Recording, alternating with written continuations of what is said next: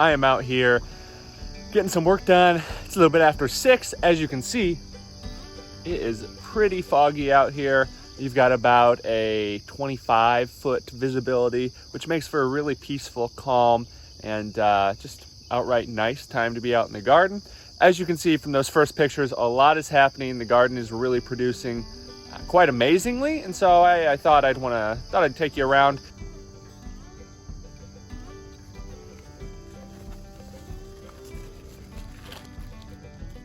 This is my second kind of full year gardening farming, and previously I'd done way too much, which in hindsight was just a little drop in the bucket of how big everything was. But when I was first starting, I really took on too much, and it kind of got out of hand, and it was just crazy. And I was writing what became my best-selling book, and there was just a lot happening. Where now you kind of get the hang of a small amount, and then you can expand to where now I'm growing on about 1/3 of an acre. But the weeding aspect, once everything was kind of taken, we've got the weeds under control, I'll spend about an hour to an hour and a half weeding 1/3 of an acre every week, which is really quite incredible. But now that we're here, we've got a lot growing, so I'll take you back here.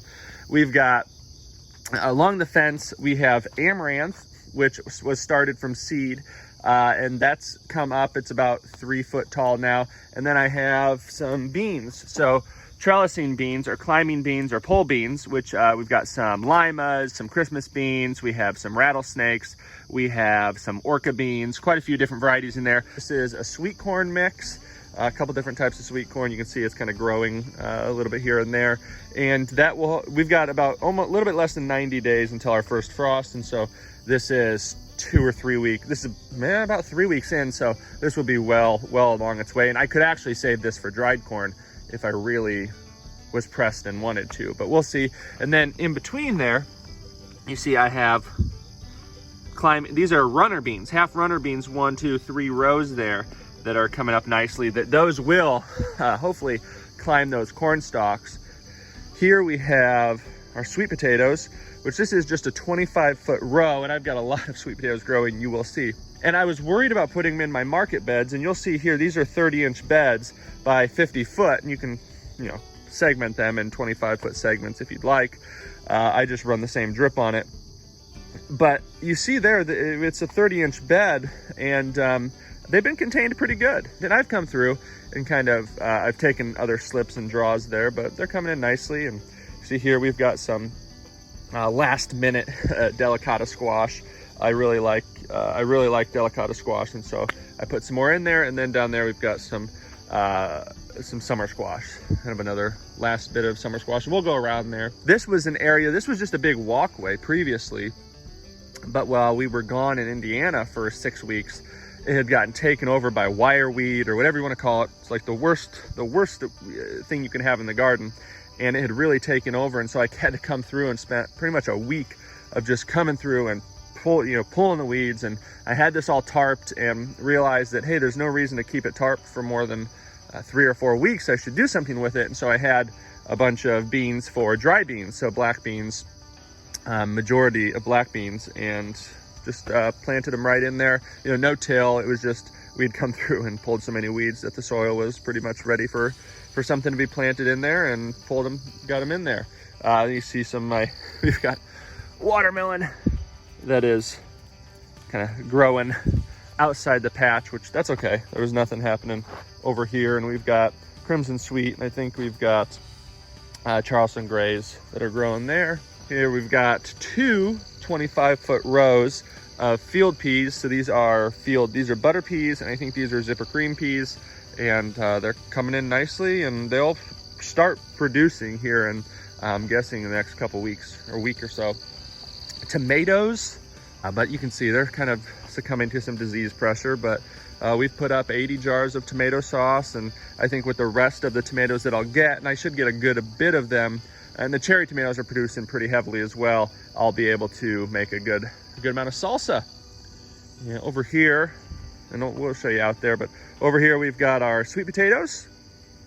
These are I think 2.5 weeks into the ground, and they're starting to kind of go around. These are one week in the ground, and here I'll step back here and so you can see We'll bring this back. This was an experiment. These were all market beds over there.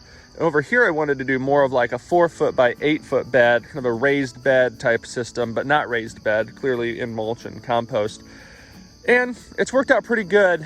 I can probably say that in the thought of coming into this year, I wasn't so keen on the market beds, with the idea that you had to grow pretty much 25 or 50 foot of something. And for us, that just didn't seem reasonable.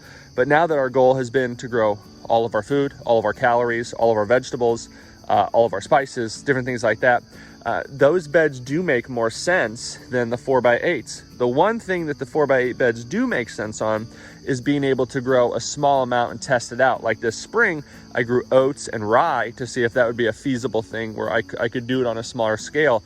And I did find out, I don't think rye is going to be a viable option, but oats should be a viable option. We grew the streaker holus oats, and they were really nice. But here you can see, this was mostly brassicas and different things this spring. Those have been pulled out, and we've got sweet potatoes in most of the beds. A few other things that I'll show you, but a lot of sweet potatoes. And we'll go back here to regular view. Here's one of the other things. This was amaranth. This is actually golden amaranth. That is my own saved seed from this spring. So grew it in the spring, and then now I have some that's growing here. I've got 8 or 9 different varieties of sweet potatoes I'm growing. And as the mature beds like these two, which you can't really tell, they're taking over the pathways, and which it's okay. They're just covering the soil. And if I need to, I could just come through with a hedge trimmer or something and just slice them through, but they're not causing any issues. I've come through, I've taken draws and I've taken slips, which basically just means, I'm just cutting there, kind of rooting it out, and then planting it into these beds, like over here. And this is a good example. And so I've been taking that of all the different types. And so in this bed, just in this little row here, see, I've got sweet potato, sweet potato, sweet potato. They're all different varieties, all different leaf types. Hopefully going to be all just as tasty though. So we've got our more beds of sweet potatoes, a lot of sweet potatoes. And these beds, this is a good progression here. So this was planted in May, and you can see it's crazy. This was planted in the beginning of July, and it's really filled the full bed. This was planted middle of July, and it's beginning to take off. And then this was planted at the end of July, which would just be like last week. And so with the rain and the warmth and they're really starting to take off. And what you'll see is you'll plant your slips or your draws, and you're not going to see a ton of growth for the first couple weeks. What's going to happen is hopefully those roots are really going to take form, and then they'll start, you'll get solid root mass, and then you'll see here we've got a lot of growth, and then eventually it'll take over everything. We've got peppers. I just did maybe 15 gallons worth of peppers. I ended up putting up 35 jars of pickled peppers, so all different varieties, and there's a lot more pepperoncinis to pick now. Along this row, I have my fall sweet peas, and it was a pretty good planting. These were with home saved seed. I just had this one little section here, which was weird. It's about a 2-foot section that nothing grew, so I don't know what happened. I planted them really thick. You can see they are coming up pretty thick and looking really good. I'm just not sure what happened there. Here's more tomatoes, and one tomato that I wanted to kind of, ooh, that's pretty. I don't know if you can tell. Here, I'll put my hand behind it. There's a big spider web there. We will just move that to the side. And but this is a subarctic plenty tomato, and I just gotta say, it's got some cracks. We've had a lot of rain, but I've really been a fan of this tomato, and if you have a chance to grow it, I would highly recommend it. It's been really prolific all spring, and now that the heat's come on, it's actually stayed quite healthy. And that's a home saved seed that we had as well, but we'll set that there and I'll come get that later. Tomatillos, this was a yellow kind of pear tomatillo. I don't have any to show you because the bugs have really taking their toll on them right now, and I'm hoping, and if you're a tomatillo grower and you know a lot about tomatillos, maybe you'll be able to tell me, but do they, the bugs have just gotten them, and the heat, and hopefully I'm really hoping that this fall they take off, because I'd love to make a lot of salsa verde. We'll sneak through here. Here's some beans, and well, I guess I'll just kind of finish this off. These were bush beans. These were pole beans, and you can see some of the runners or the pole beans are really still flourishing with the kind of uncharacteristically cool August. But I still plan on, I'll take this out and we'll put something, probably some fall brassicas in there. This was celery, which did not really pan out for us, and then peppers, which are growing good, and then I have beans interplanted there. And so those are bush beans, because the peppers will continue growing throughout the fall and up to the frost. And I didn't want to put like pole beans like I had over on the corn, but basically I wanted to put these bush beans so that they could grow alongside. And here, I'll show you how tall my corn is here. We'll bring this back, and maybe you can see, it's about, no, probably about pushing 5 foot now. So it's growing good. It's looking really healthy. And that's one thing I will say is, I'll flip this around, is the beds that have been in production now for over a year are really, they're just, I'm not having to do anything to them. The nutrients are there, the goodness is in the soil, and it is really showing. Here I have I just had a little bit of a space, like a 10-foot section here, and I put amaranth and then cucumbers in between. And so the cucumbers, I expected probably wouldn't love all this August heat. And so I did plant some right there, no worries. But then in between the amaranth, I planted some cucumbers with the idea and hope that it would kind of shade them out through the spring, or through August. And then by August, the amaranth would be so tall that the cucumbers would start getting a lot of sunlight. Let's pop over here. Show you. We've got a few things. These are cool. These are called wonder berries, and it looks like they're getting eaten up by a bug or something here, but they're a little tomato relative, and these are from Baker Creek, and they taste like berries. They're super fruity, really fun, and I could see being able to use them in different barbecue sauces. And again, something I'm guessing will probably start back up and flourish in the fall, but right now it looks like they're kind of dropping berries, and I'm guessing this heat is a little detrimental to them, but they should start taking off here again. And one thing to note about these is this is edible, delicious, tasty, just like a tomatilla or a ground cherry. But this, the green, unripe fruit, is going to be poisonous, and you're going to want to stay away from it. So just a note of caution. Here's my eggplant, which is without any trellising, without any poles or anything there. It's held up great, and we just did a big harvest of it, so I'm not sure if there's going to be any fruit. I'm guessing there's not going to be, but it's held up really good. And we've been eating eggplant about every other night this summer, which has been pretty pleasant. And it's growing really good. You'll have some disease, you'll have some bug pressure, especially we get this time of year, but again, it should hopefully hold off a little bit, and we won't have you're not going to harvest a ton of eggplant, just like you're not going to harvest a ton of bell peppers in August if you do get that high heat and humidity. And so what you're really hoping for is that it just kind of stays there, keeps strong root growth, strong development, and then it boom pops and takes off come September, October, and we have a last frost date around November 1st, and so we can get a lot of production out of our October produce. That's always a real good thing, because it's nice to be out here in October. I'll just tell you this, it gets a little bit cooler during the day. You can kind of spend a lot more time out here, and it's just pleasant. It's just a pleasant time to pick some produce. So now let's go and check out kind of the expansion part of the garden here. Just mentioned this door I put in has been really nice, but I put it on just kind of an easy latch system. You can pull it up, but I wanted to make it so that didn't have to open it up every time that I got out. And so haven't had any deer problems, or haven't had any raccoons or groundhogs or anything jump over it. So for the time being, it's worked out nicely. Here is our squash and watermelon patch, which is really taking off, and I've let it just kind of go out here, which I am seeing just mention this. I am seeing a good bit of, I think rabbits are coming through and kind of biting off the ends, which, you know, they're kind of the outside stuff here. I did have, I just grew one, like a 6-plant section of summer squash this spring.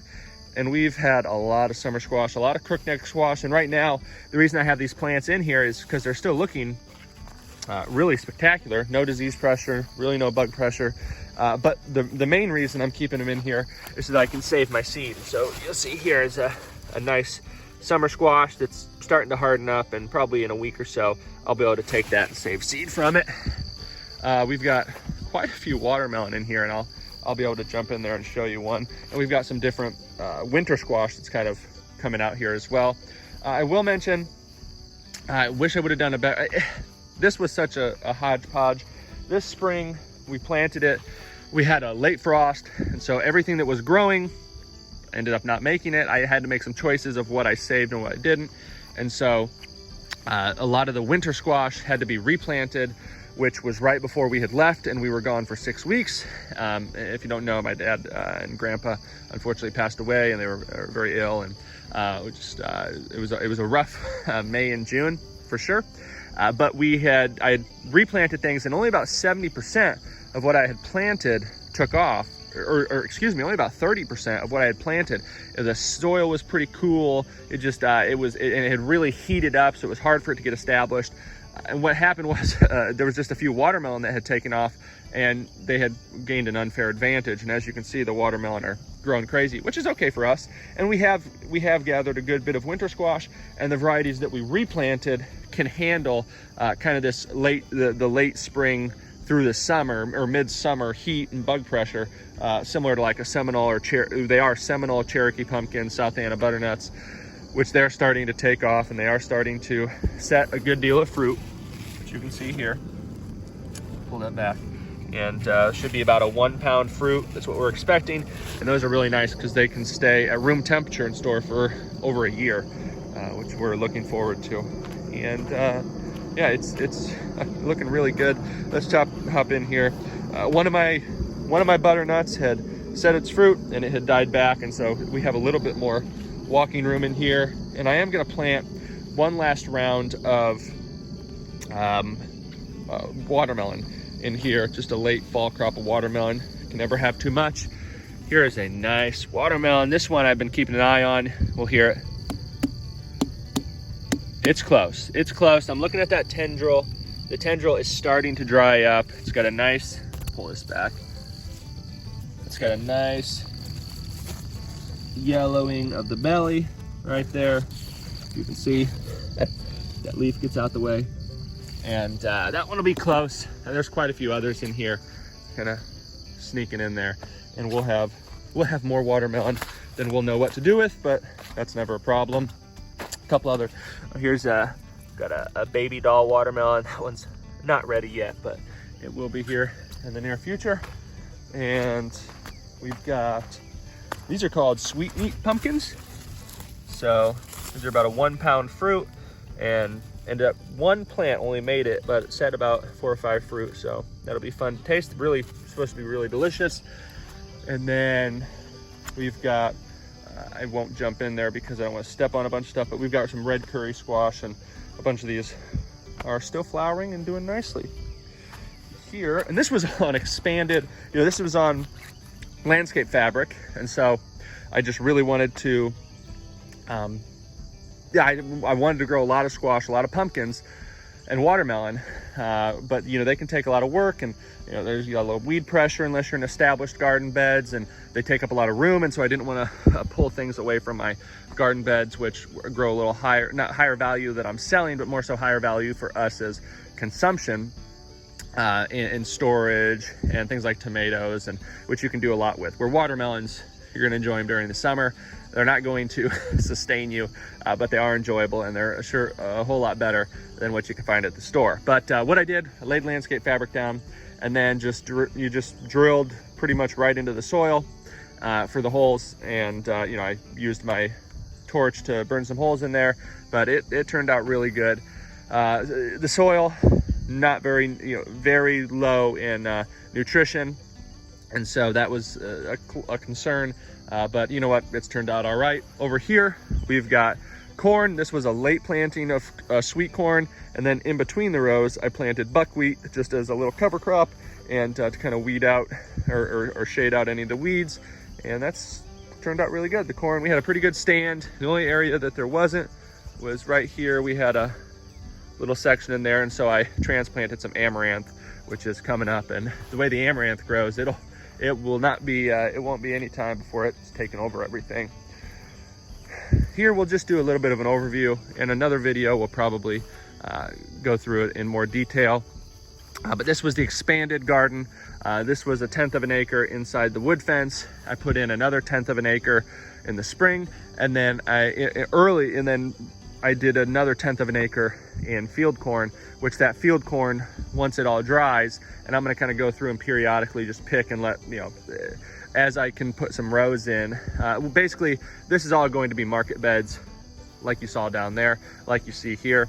We've got, and this has been really nice. I've liked how it turned out. The only thing is we've had some gully washers, a lot of rain real quickly, and so you see some soil there where the compost is washed away and the wood chips have washed away, and this is just a lower area, which is something I'll need to address, but it's done pretty well. We've got tomatoes here. We have a Hortonova trellis net, which has tomatoes on it, and then it's got cucumbers, and then it's got some beans. We've got a full row of bush beans here, and I'll come through, so you know, bush beans. We've got peppers, so all different types of peppers down this row. We've got our okra. The okra's looking, we're eating a lot of okra, I'll say that.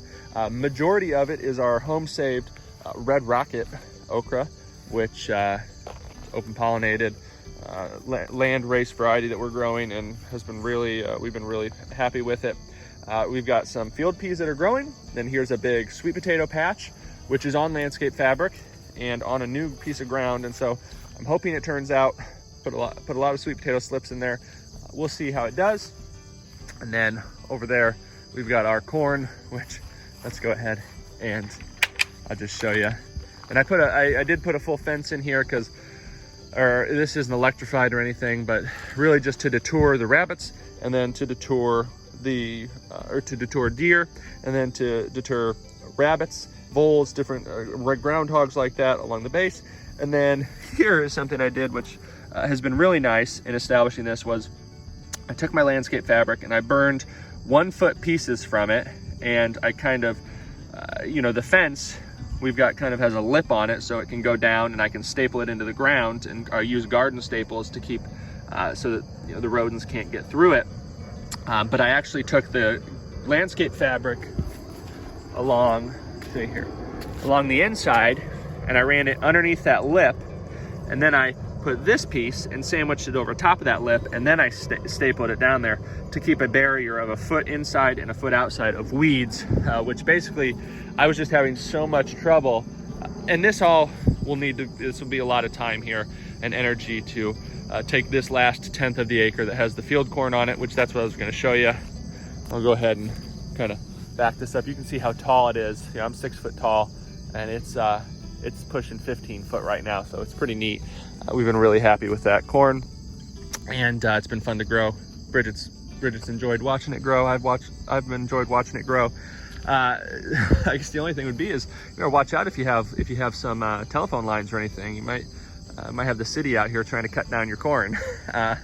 But we had a lot of weed pressure starting a new area, and nothing is more frustrating than spending all the time and energy to weed something out and to keep it weed free, and then from the perimeter of your garden you've got weeds creeping in that just take it over if you blink for too long. And so this created a nice solid barrier, and we can kind of mow over it along the outside and keep the weeds there. And really, you're not going to find too many weeds that are going to travel 2 feet under that black plastic. And if they do, we'll be able to take them out here, and they just won't have the energy to continue.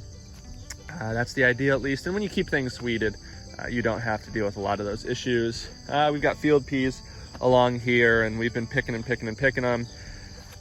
In the sweet potatoes, we had some that didn't take, again, when we were gone for 6 weeks. So I planted some okra, which in hindsight was not a good idea because it's starting to shade out the sweet potatoes.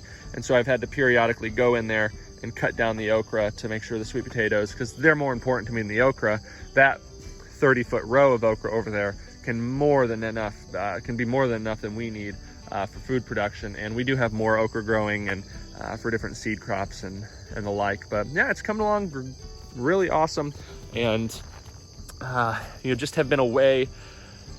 We were gone for 6 weeks, and then ever since we've been back, it was weeding the garden, getting things under control. I had a good buddy that came and kind of watched over things once a week, but he wasn't out weeding, and I didn't expect him to and didn't ask him to.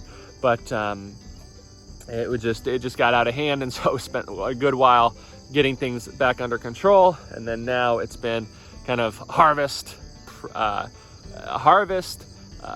get ready, keep inside and can or freeze or things like that. So we've been harvesting, we've been processing and planting, and now we're at a point of kind of in a transition to get our fall stuff going. So that's all planted and inside in our germination chamber. And now it's kind of just, this is a little bit of a peaceful time, but also a bit of a stressful time, because we are expanding again, moving to that last third of the acre that has the field corn. And so I'll periodically kind of take a row out. If the corn's not fully dry, I'll just dry it in the greenhouse, and we'll just keep going with that. But yeah, hopefully you enjoyed this garden tour. I hopefully get some drone footage out here soon, because I think it'd be pretty sweet to see just how it's grown. Bridget and I have been out here. Dr. Miller's been out here a lot, and we've really been enjoying the garden, and it's been feeding our family, and how we have been processing it. It will continue to feed our family throughout the winter, which has been one of the bigger goals of mine with the garden. And especially with everything going on, it just has become more and more pertinent as time has passed. And so it's been a labor of love for sure, and we've enjoyed it. Hopefully you've enjoyed this garden tour. If you did, make sure you hit the like button, share it with anybody you think you would find it enjoyable, and make sure to check back. We've got some important and big things coming on the Plant-Based Gabriel website page and different social media channels. I've got some meal plan type stuff, and just some maybe a membership or something coming in here, which will be for the price, will be more value than you could ever imagine, and that's always been my goal. And so just keep updated, keep your eyes and ears open for that, and we'll see you here soon. If you haven't heard already, I love you. I hope you have a wonderful day. I hope wherever you're at in life, you're progressing, and that things are looking up and up for you. We love you. We'll see you soon, and make sure to get out there, grow, and eat some healthy plant-based foods. We'll see you guys.